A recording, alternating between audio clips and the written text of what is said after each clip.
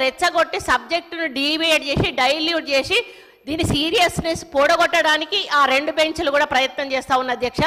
దీన్ని సీరియస్గా తీసుకొని మహేశ్వర్ అన్న ఇది మీరు సపోర్ట్ చేస్తున్నారా వ్యతిరేకిస్తున్నారా? ఇప్పుడు మేమేదైతే మాట్లాడినామో మనకు రాలేదు, ఫండ్స్ ఎందుకు రాలేదు, రావాల్సిన అవసరం ఉందా లేదా, రావడానికి మనం ఏం చేయాలి, ఈ విషయాల గురించి మాట్లాడితే మేము కూడా స్పందిస్తాం అధ్యక్ష. లేకుండా ఆయన పర్సనల్ అటాక్స్ చేస్తూ పర్సనల్ విమర్శలు చేస్తూ పార్టీలను విమర్శలు చేస్తూ మీరు మాట్లాడితే సీఎం గారు బయట మాట్లాడితే మీరు కూడా బయట ప్రెస్ ముందు మాట్లాడండి.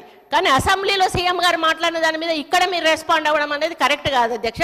ఇది ఏదైతే సబ్జెక్ట్ మీద నడుస్తుందో ఆ సబ్జెక్టుకు మాత్రం బయట మాట్లాడమని చెప్పండి అధ్యక్ష. మహేష్ రెడ్డి గారు కంక్లూడ్ చేయండి. మీ సమయం కూడా సార్ ఇంతమంది మీద పడితే దమ్మెళ్తుందా సార్? నా ఒక్కటే పానం, చిన్న పానం సార్. ఇంతమంది సార్ మంత్రులు ఉప ముఖ్యమంత్రి కాడికెళ్ళి మీద పడతారు సార్. విప్పులు కూడా ఇంతమంది మీద పడతారు సార్. నేను ఒకటే అడుగుతా ఉన్నా సార్. సార్ సింపుల్గా చెప్తా ఉన్నాను సార్. మా మంత్రి గారు హైలీ క్వాలిఫైడ్, వారికి తెలుసు. ఈరోజు ఈ బడ్జెట్ అంశంలో CII and FICCI says, FICCI says the budget of union budget will help the growth of Telangana. Sir, your industrial corridor, whatever it is.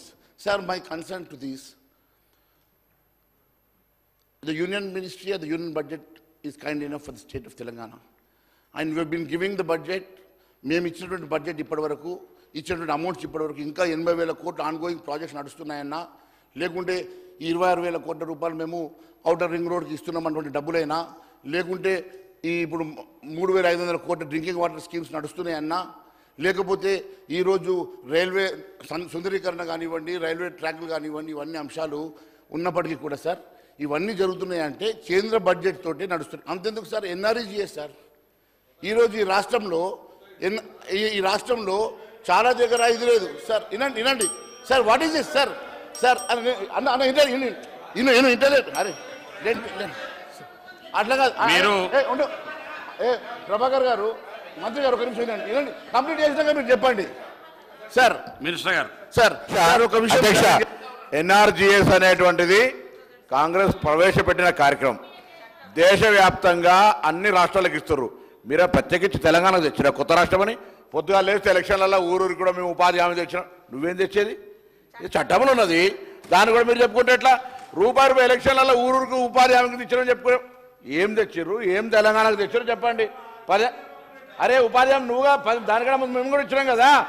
ఏ ప్రభుత్వం ఇస్తే మీరు తెలంగాణ నూతనంగా ఏర్పడ్డ రాష్ట్రానికి ఏమి ఇచ్చారు, ఈ బడ్జెట్లో ఏమి ఇచ్చారో చెప్పండి. అది చెప్పకుండా ఊరికే తప్పగా అడ్డేడు దింపితే ఎట్లా? వీళ్ళకి చర్చ చేయడం ఇష్టం లేదు అధ్యక్ష, వీళ్ళకి చర్చ చేయడం ఇష్టం లేదు. తప్పు జరిగింది, ఎట్లా మేము సేవ్ చేసుకోవాలి ఫేస్లు అనే దాని కొరకు ఊరికే విధంగా వాదన చేస్తూ ఉండు, ఇంకో ప్రాజెక్టు గురించి మాట్లాడుతూ ఉండు, ఇంకొక అవినీతి గురించి మాట్లాడుతూ ఉండు. ఈరోజు మూసి నది మాట్లాడంగానే అవినీతి కనబడుతుంది. ప్రధానమంత్రి గారు సబర్మతి కట్టంగానే అవినీతి కనబడుతుంది దాంట్లో.